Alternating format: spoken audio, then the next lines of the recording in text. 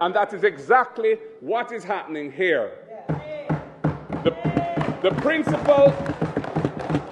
principal objective of this legislation is to recast existing constituency boundaries of 2 seats to provide a political advantage to the Jamaica Labour Party. That member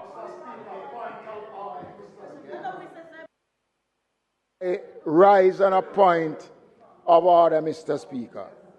The bill that was tabled, and I opened the debate, and we are debating, in that bill includes no provisions about removal of political boundaries. Mr. Speaker, the member is misleading the House.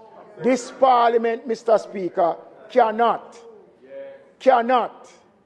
alter or create political boundaries. We are creating a parish boundary, Mr. Speaker. We are creating a parish. And they must stop, Mr. Speaker.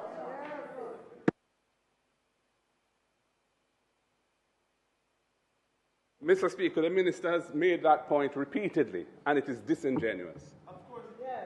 Under our constitution, constituencies cannot straddle parish boundaries.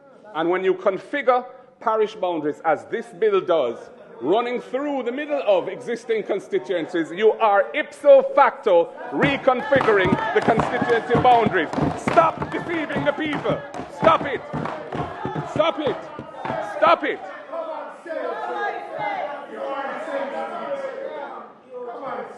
Mr. Speaker, I repeat, the principal objective of this legislation is to recast the existing constituency boundaries of 2 seats to provide a political advantage to the JLP.